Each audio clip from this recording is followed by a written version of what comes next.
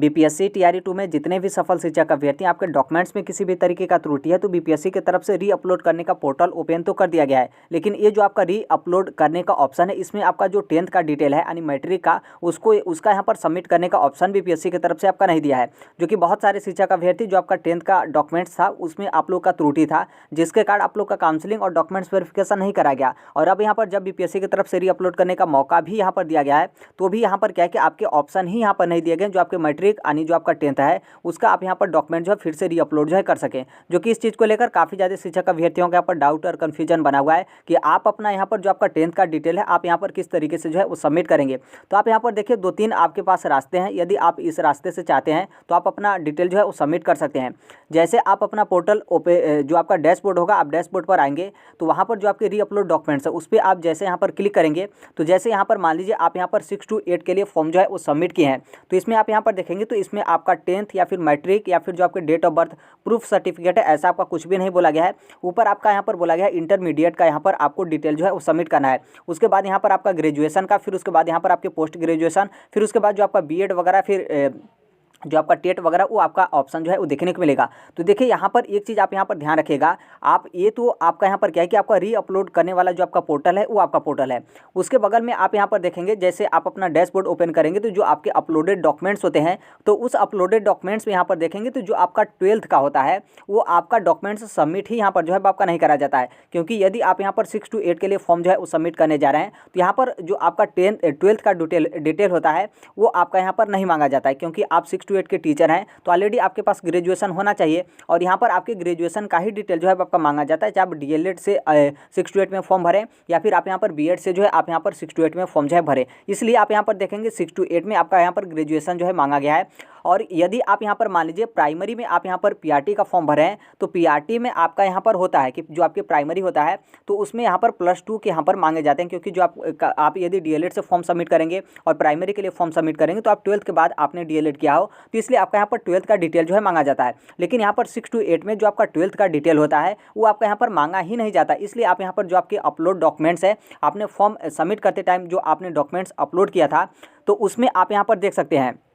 जैसे आप यहाँ पर देखेंगे तो 6 to 8 के लिए आप यहाँ पर फॉर्म जो है वो सबमिट किए हैं तो यहाँ पर कौन कौन से आपके डॉक्यूमेंट्स अपलोड हैं, जिसमें आपका ऊपर आपका आधार कार्ड देखने को मिलेगा। फिर उसके बाद आप यहाँ पर देखेंगे तो जो आपका सीटेट पेपर 1 और पेपर 2 का जो डॉक्यूमेंट्स है वो आपका यहाँ पर ऑप्शन है। और तीसरे वाले ऑप्शन पर देखेंगे जहाँ पर आपका डेट ऑफ बर्थ का जो डॉक्यूमेंट सर्टिफिकेट है वो आपका यहाँ पर बोला है, यानी डेट ऑफ बर्थ का मतलब ये होता है कि जो आपका 10th का सर्टिफिकेट होता है वो यहाँ पर आपका, क्योंकि डेट ऑफ बर्थ के स्थान पर जो आपका 10th का सर्टिफिकेट होता है वो आपका यहाँ पर मांगा जाता है। फिर उसके बाद यहाँ पर आपके 2 कॉलम एजुकेशन क्वालिफिकेशन का है, जिसमें आप एक में अपना ग्रेजुएशन का देंगे और दूसरे में आप यहाँ पर जो भी आपका बीएड या फिर डीएलएड है उसका आप यहाँ पर जो है वो देंगे। तो आप यहाँ पर देखेंगे तो आपने जो फॉर्म भरते टाइम जो आपने डॉक्यूमेंट्स अपलोड किया था तो उसमें यहाँ पर क्या है कि आपने जो 12th यानी इंटरमीडिएट का जो आपका डॉक्यूमेंट्स है उसे आप यहाँ पर अपलोड ही यहाँ पर जो है वो नहीं किए। तो एक तरीके से देखेंगे तो यहाँ पर ऐसा आप मान सकते हैं कि इनके तरफ से क्या है कि आपका टाइपिंग मिस्टेक है, क्योंकि यहाँ पर जो आपका री अपलोड डॉक्यूमेंट्स करने का पोर्टल आपका ओपन हुआ है तो जो आप पहले से डॉक्यूमेंट्स अपलोड किए थे उस डॉक्यूमेंट्स में आपका किसी भी तरीके का त्रुटि है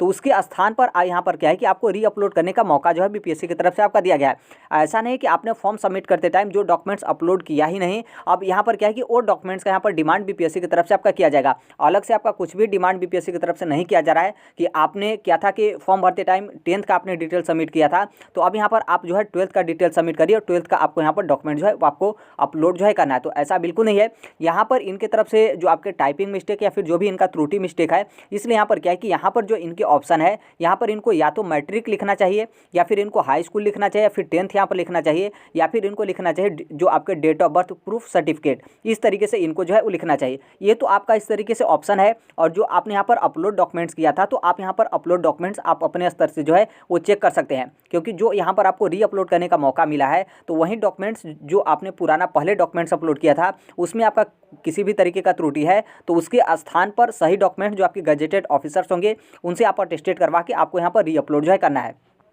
अब यहाँ पर देखिए कुछ 3-4 कदम आप यहाँ पर इस तरीके से उठा सकते हैं। पहला यहाँ पर आपके इंतजार को लेकर, क्योंकि आज ही बीपीएससी की तरफ से आपको पोर्टल खुला गया है, तो हो सकता है कि उनके पास इस चीज़ को पता चले तो वो इस चीज़ में जो है करेक्शन कर दें। और जहाँ पर आपका इंटरमीडिएट दिखाई दे रहा है तो वहाँ पर आपका जो डेट ऑफ बर्थ या फिर मैट्रिक या फिर 10th है वो वहाँ से कर देंगे, तो फिर आप अपना 10th का जो डिटेल है उसे आप सबमिट जो है कर सकते हैं। फिर यदि मान लीजिए आज तक आप जो है आप लोग इंतजार जो है वो कर लीजिए। यदि मान लीजिए आज यहाँ पर क्या है कि इस समस्या का समाधान नहीं निकलता है, तब आप यहाँ पर क्या है कि कल उनके पास कॉन्टैक्ट जो है वो कर सकते हैं। कॉन्टैक्ट करने के साथ यदि आप यहाँ पर आज ही चाहते हैं तो उनके पास मेल जो है कर सकते हैं। और आप यदि कॉन्टैक्ट कर जो है वो करिएगा, क्योंकि बीपीएससी के जो कार्यालय वगैरह रहते हैं मतलब देर रात तक आपके खुले रहते हैं, तो हो सकता है कि आपके कॉल वगैरह भी जो है वो लोग एक्सेप्ट कर लें और इस चीज़ को पता चल जाए उनके पास, तो उसमें जो है वो संशोधन कर देंगे। तो फिर सभी शिक्षक अभ्यर्थियों का जो इस तरीके का कन्फ्यूजन है वो आपका यहाँ पर कन्फ्यूजन क्लियर हो जाएगा। और जो ये आपका मतलब टाइपिंग मिस्टेक है जहाँ पर आपका 10th के स्थान पर 12th मांगा जा रहा है, तो वहाँ पर उसको जो है वो सुधार दिया जाए। तो ये आप यहाँ पर कर सकते हैं। उसके बाद भी यदि मान लीजिए आप यहाँ पर इंतजार ही नहीं करना चाहते हैं